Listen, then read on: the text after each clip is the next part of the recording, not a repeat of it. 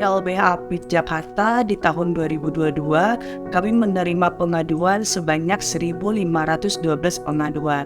Kasus yang paling banyak diadukan adalah kasus KDRT, kasus kekerasan berbasis gender online, dan kasus kekerasan seksual terhadap dewasa dan anak.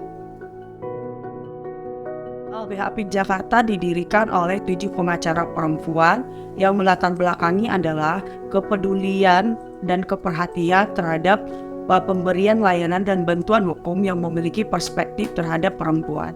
Layanan yang diberikan LBH Apik Jakarta adalah layanan bantuan hukum, meliputi bantuan hukum secara litigasi dan non-litigasi. Litigasi itu meliputi pendampingan dari proses di kepolisian hingga ke pengadilan. Dan layanan non-litigasi kita juga berkolaborasi atau berjejaring dengan lembaga layanan seperti layanan psikologis, rumah aman, dan lain sebagainya. Selain itu, LBH Apik juga melakukan kerja-kerja advokasi kebijakan untuk mendorong perubahan sistem hukum yang ada di Indonesia. Dan kita juga melakukan pemberdayaan di masyarakat dan melakukan pelatihan kepada paralegal, dan aparat penegak hukum.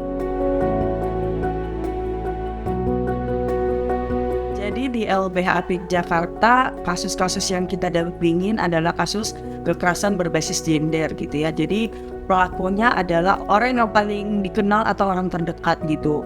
Jadi kendala paling utama adalah ketika keluarga atau orang terdekat tidak memberikan dukungan kepada korban.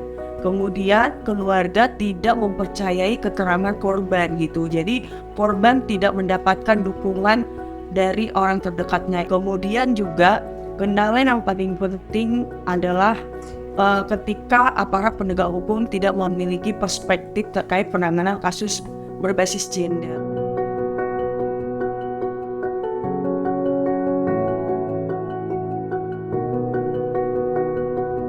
Ketika kita berbicara selesai, ketika kita menangani kasus tidak hanya berbicara kasus itu telah putus atau dilaporkan di kepolisian.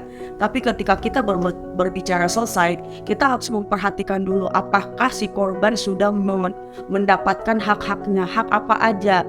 Contohnya, dia mendapatkan pemulihan, terus mendapatkan rumah aman, kemudian dia mendapatkan layanan medis ketika dia mengalami kekerasan fisik, kemudian dia mendapatkan penguatan secara psikologis ketika dia mengalami kekerasan psikis seperti itu. Jadi kita harus memastikan dulu bahwa si korban ini mendapatkan pelayanan hukum secara komprehensif gitu, dari mulai pemulihan, penanganan sampai korban mendapatkan pemberdayaan gitu. Jadi kami LBH Apik Jakarta sendiri sangat memberikan kepercayaan kepada korban atau mitra yang datang ke LBH Apik Jakarta. Jadi buat teman-teman jangan takut untuk bercerita atau kontak LBH Apik, karena kami ada dan selalu ada untuk pendampingan korban.